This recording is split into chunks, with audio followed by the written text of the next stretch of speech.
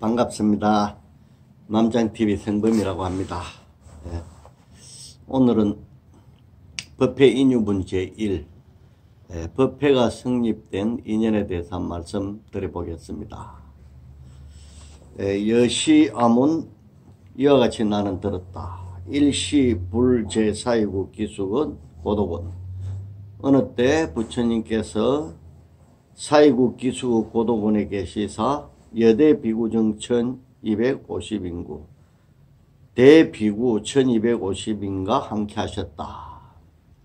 이게 모든 경전의 공통적인 서문입니다. 그래서 제경통서라고 합니다.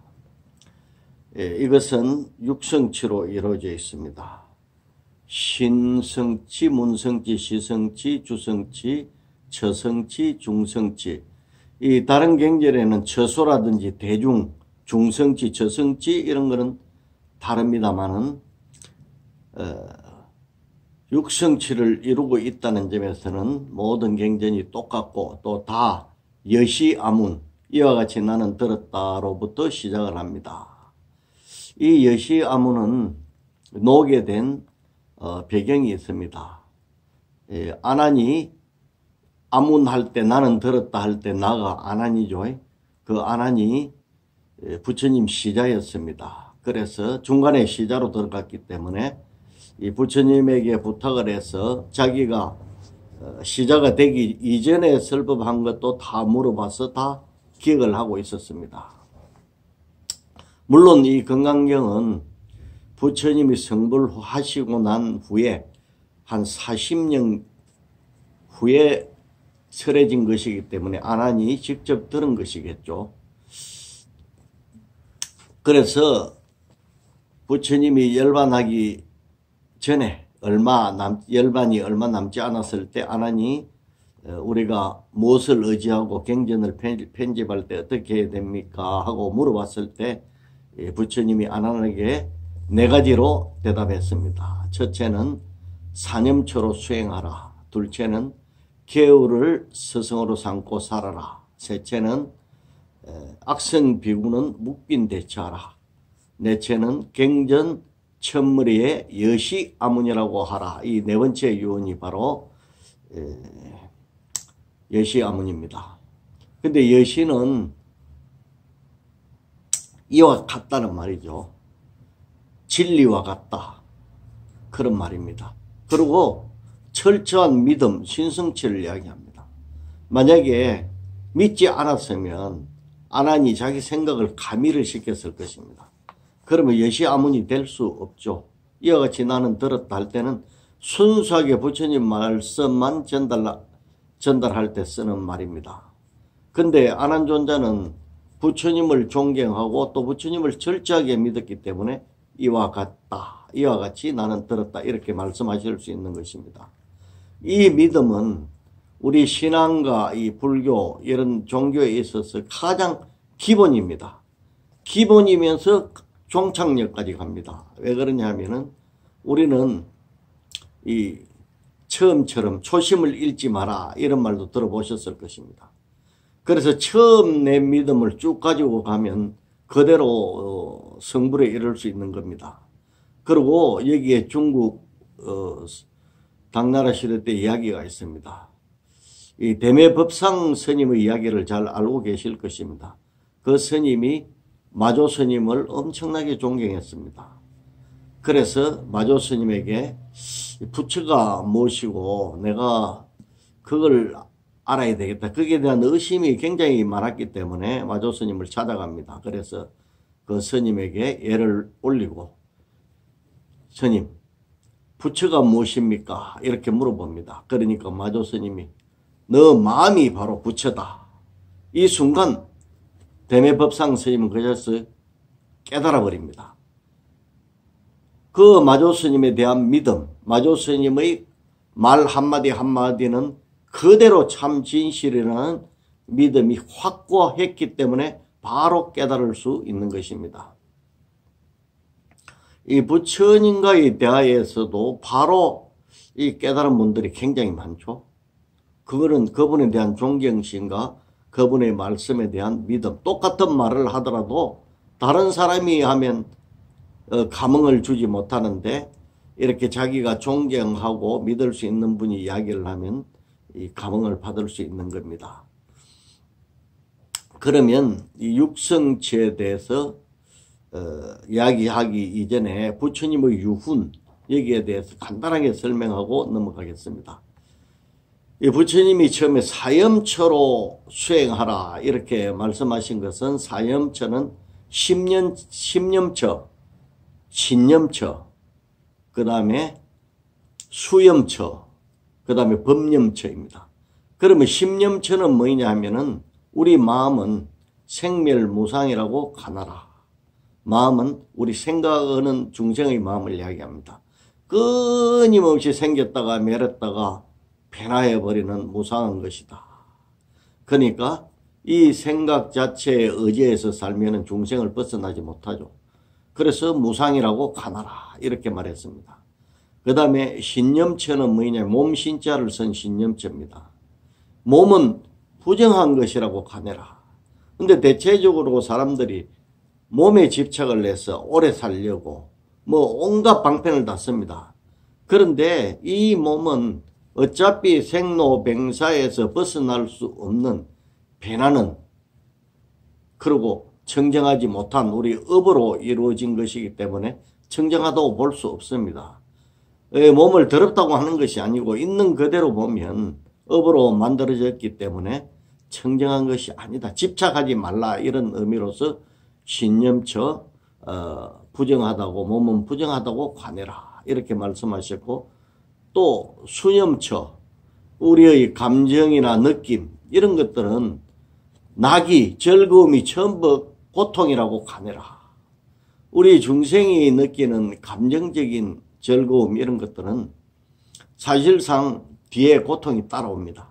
그리고 고통과 대비해서 생긴 쾌락이나 즐거움이기 때문에 결과적으로는 고통하고 다를 게 하나도 없다 이렇게 간하고, 감각적인 거나 이런 느낌에 대한 이런 즐거움을 집착하지 말고 그냥 흘려보내라 그런 것까지도. 그 다음에 법념처 만법, 모든 만물은 뭐하다 서로 인연 따라 서로 의지해서 생기고 또 실체가 없다. 그래서 인연이 다 되면 사라져버리죠. 그래서 이렇게 관해서 만법에 대한 어떤 재물이라든지 명예라든지 이런 이 신분관계라든지 모든 법에 대한 집착을 끊어라.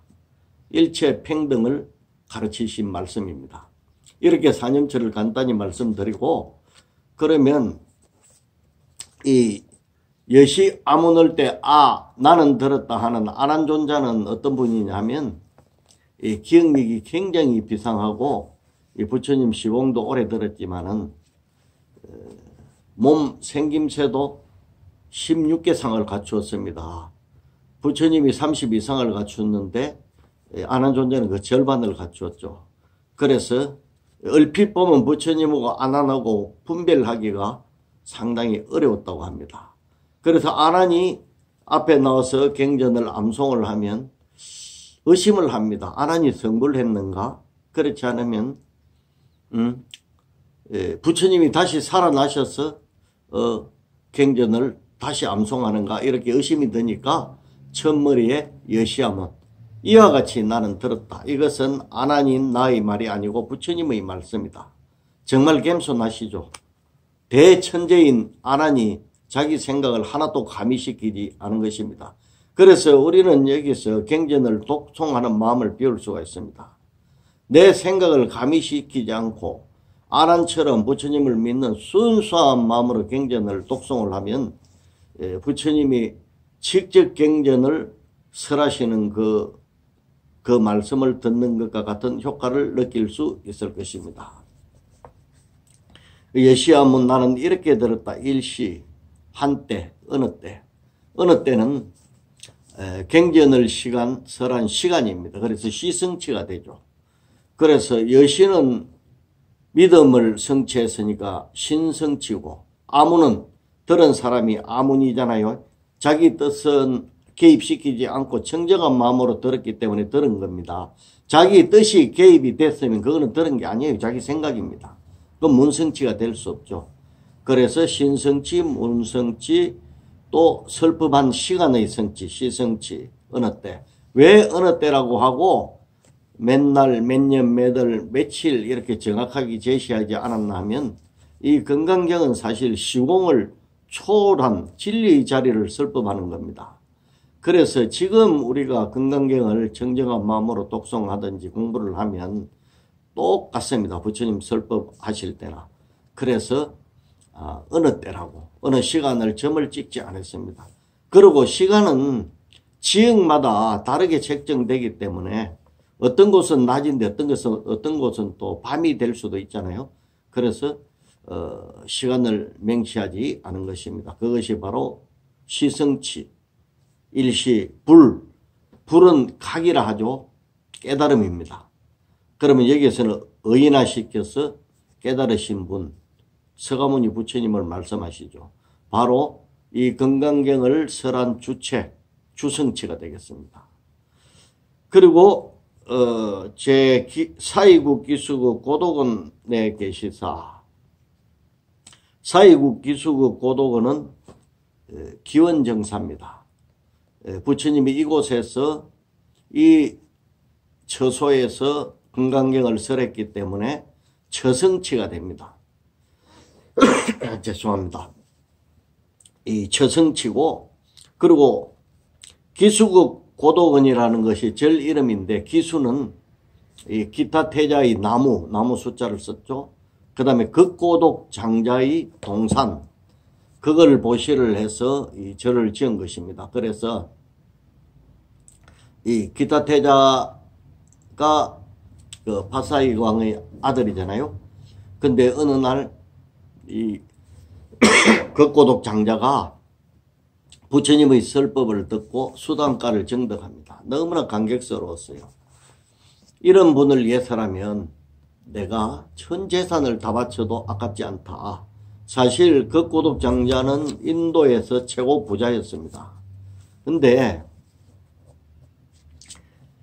이분이 절을 지우고 싶어서 자리를 물색하다가 성에서 한 2-3km 떨어진 곳에 아름다운 동산이 있는 것을 보고 저곳에 집을 지으면 참 좋겠구나 이렇게 생각하고 주인을 찾아보니 기타 태자였습니다.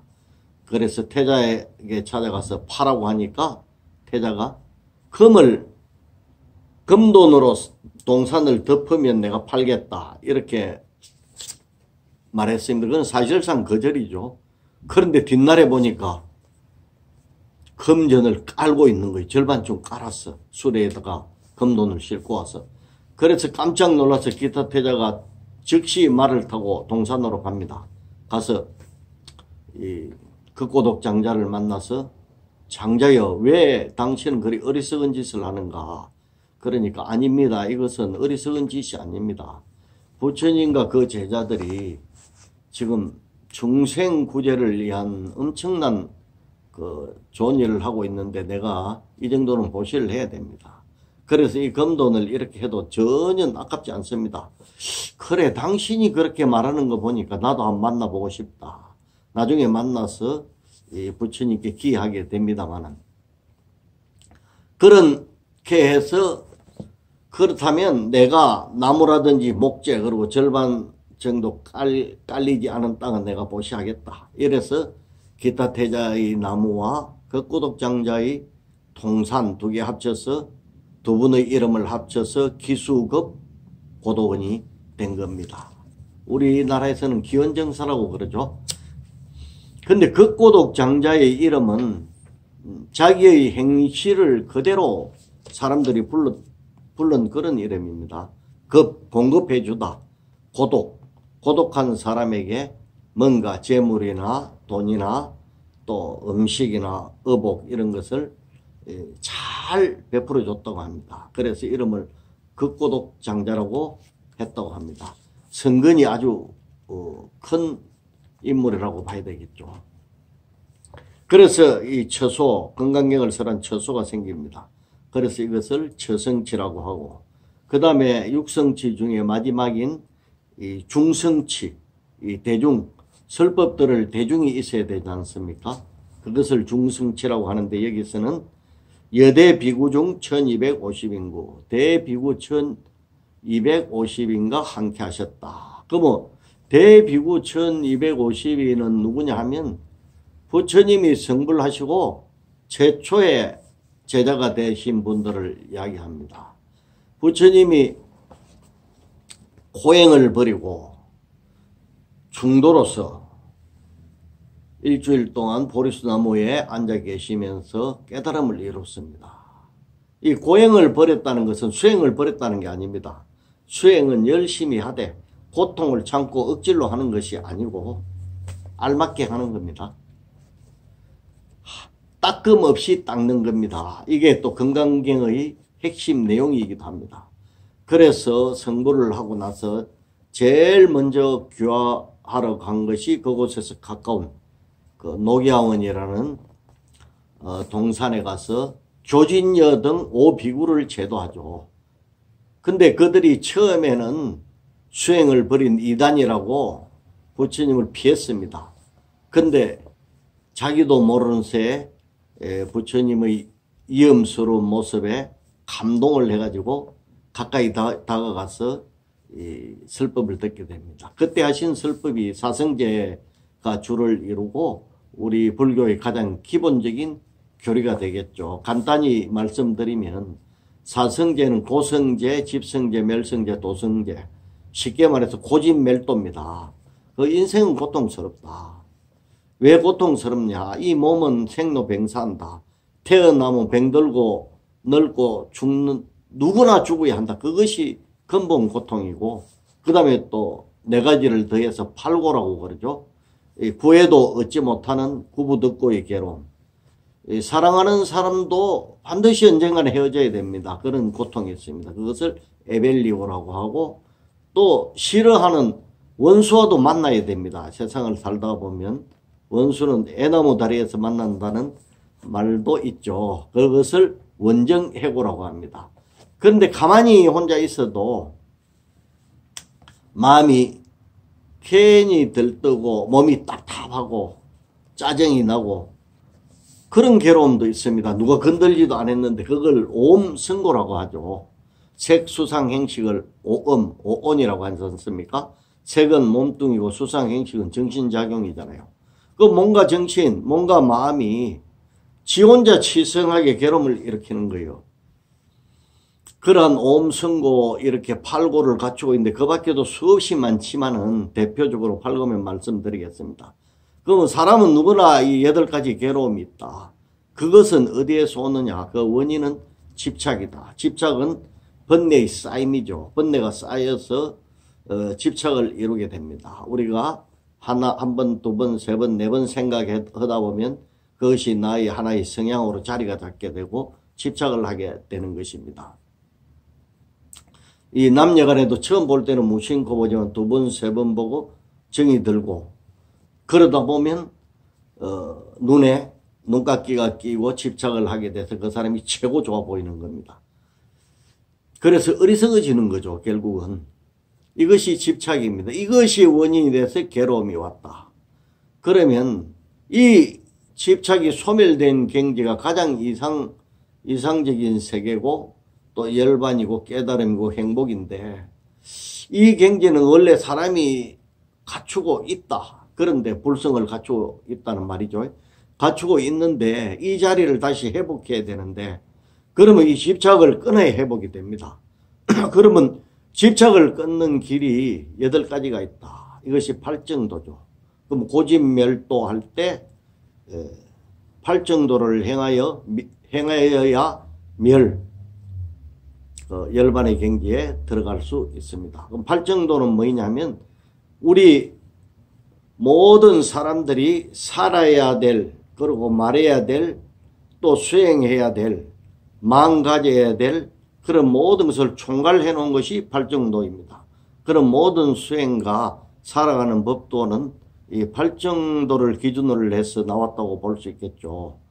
그건 뭐냐 하면은 첫 번째는 정견, 바른 견해가 있어야 됩니다.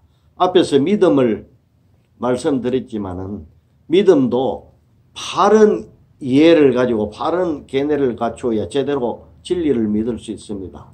그런데 진리가 아닌 것을 믿으면 사람이 엉뚱한 방향으로 이상하게 흘러가 버립니다. 그래서 믿음도 방향을 잘 잡은 사람의 믿음이 올바른 믿음이고 청정한 믿음이 될 수 있는 것입니다. 그래서 바른 견해, 제일 처음에 사람은 견해가 발라야 된다. 두 번째는 정사유, 바른 생각입니다. 생각도 한쪽에 치우치지 말고 공정하게, 평등하게 하는 것을 바른 생각이라고 하죠.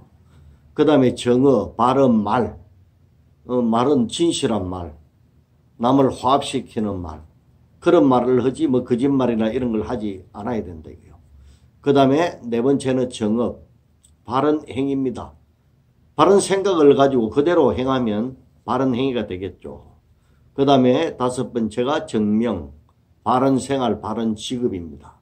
그 다음에 여섯 번째가 정정진, 바른 정진, 팔정도에 입각한 정진이겠죠. 그 다음에 일곱 번째가 정념, 바른 집중, 마음챙김, 깨어있음이라고 합니다. 우리가 연불 할 때 연불을 소리를 관하면서 하는 이런 예를 들어서 그런 것이 정념이겠죠. 입바사나 관법 수행을 한다든지 이런 것입니다. 그 다음에 정정, 이거는 그렇게 이 정념을 통해서 선정에 들어가는 것이 바로 바로 선정입니다. 이 8가지 길을 걸으면 바로 멸의 단계, 멸성제에 이를 수 있습니다. 멸성제가 우리가 가야 될 뭡니까? 목적지죠. 이렇게 부처님이 팔정도의 길을 초전법륜, 그런 게 교진여등 5명에게 설하고 그 5명이 최초의 부처님 제자가 됩니다. 비구가 되는 거죠. 그 다음에는 누구냐 하면 야사 등 친구 50명. 야사는 대부호의 아들이죠.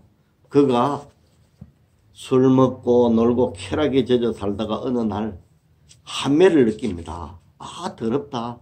이렇게 술이나 먹고 흥청망청 놀고 나면 옷이 벗겨지는 줄도 모르고 정신없이 잠을 자고 이런 걸 보니까 이렇게 살아서 뭐하겠네, 더럽다. 이렇게 하고 마구 숲속을 헤매고 다니다가 녹야원에 부처님이 계신데 그리 가는 거예요. 그래서 부처님이 여기 편안한 자리가 있다. 앉아라. 너가 마음을 고요히 하고 생각을 바르게 하고 팔정도의 길을 닦아라. 예를 들어서 이렇게 이야기를 해서 세속적인 쾌락에 이미 환매를 느낀 야사가 출가를 하니까 그 야사를 따라서 친구들도 50명 같이 출가를 합니다. 그래서 55명이 되겠죠. 그 다음에 불을 섬기고 또 뭐입니까? 동용 이런 걸 섬기던 이 가섭 삼형제가 있었습니다. 그분들을 교화를 합니다. 그래서 그 제자 1000명 이래서 1055명이 됩니다. 그 다음에 이 사리불과 목건년이 출가를 합니다. 사리불은 간단하게 이야기를 하다 보면 인도 전역에서 이 논쟁을 해가지고 사리불이 한 번도 져본 적이 없는 그런 뛰어난 지혜를 가지고 있는 그런 사람입니다. 그런데 그분이 길을 가는데 이 마등비구라는 어떤 스님이 길가에 나무 아래 앉아서 이 자선을 하고 있는 모습을 보고 야, 저 수행자는 참 기품이 느껴진다. 다른 수행자하고 분위기가 좀 다르구나. 이래서 가서 인사를 하고 물어봅니다. 수행자여, 당신의 스승은 누구이고 당신은 무엇을 배웠습니까? 이러니까 마등비구가 예, 나는 이 스승은 고토마 석가모니 부처님이고 내가 배운 것은 인연이 있으면 생겨났다가 인연이 다하면 사라지는 것이 만법의 이치이다. 이런 것만 배웠습니다. 이러니까 그래요? 나 당신 스승을 한번 만나고 싶은데 그렇게 해서 이 부처님을 찾아갑니다.